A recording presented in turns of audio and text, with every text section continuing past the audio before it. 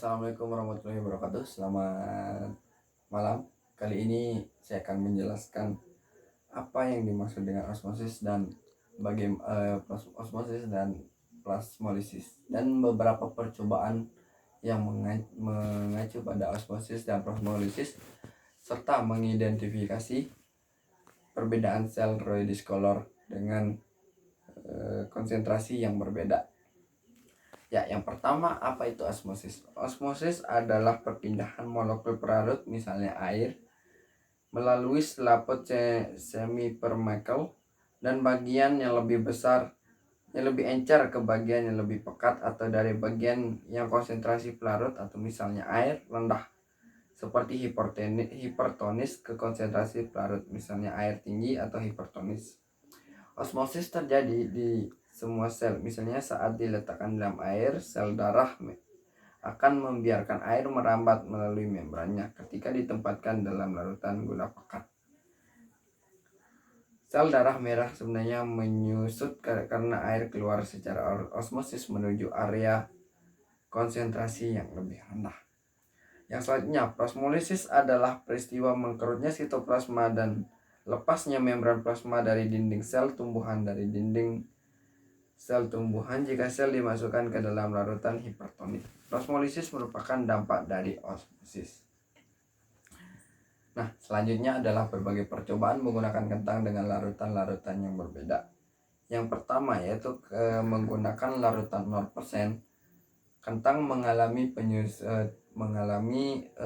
perubahan yang tidak signifikan karena sangat keras.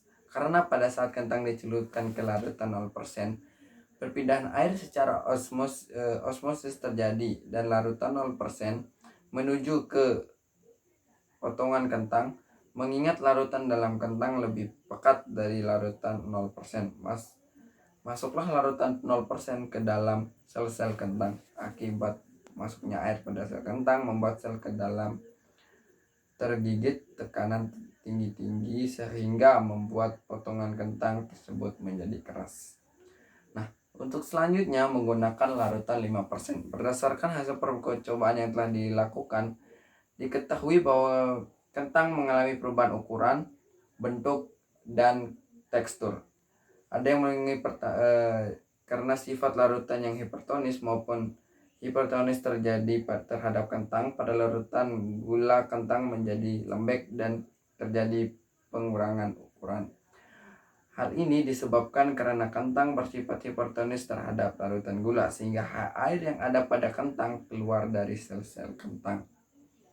Nah, yang terakhir menggunakan 30% larutan gula. Jika dalam air larutan gula 30%, maka massa jenis air lebih besar daripada massa jenis kentang tersebut. Hal itu terjadi dikarenakan konsentrasi garam yang tinggi, sehingga membuat larutan menjadi hipertonis, yang artinya menambah massa jenis larutan gula.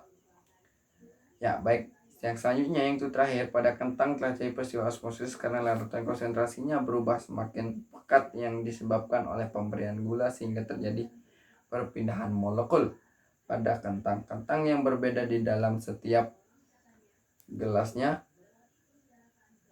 tersebut terjadi karena kecepatan kentang. Dan yang peristiwa osmosis pada sel roidiscolor dapat terjadi pada satu sel melalui membran sel. Membran sel bersifat permeable terhadap zat-zat yang mudah melewati membran. Peristiwa osmosis ini terjadi karena perpindahan molekul ion dari kerapatan tinggi ke kerapatan rendah melalui suatu membran.